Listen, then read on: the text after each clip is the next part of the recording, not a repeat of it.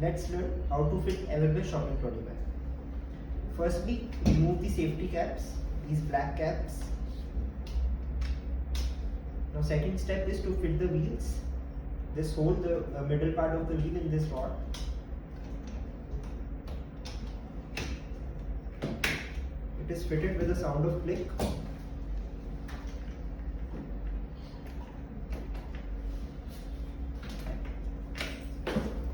Like this.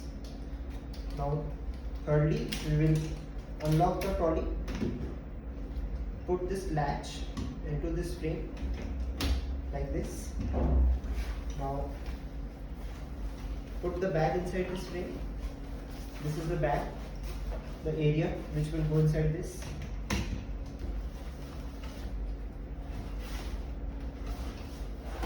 Bag is fitted. Now put this latch, fit it into this velcro, and the EverBest trolley bag is ready.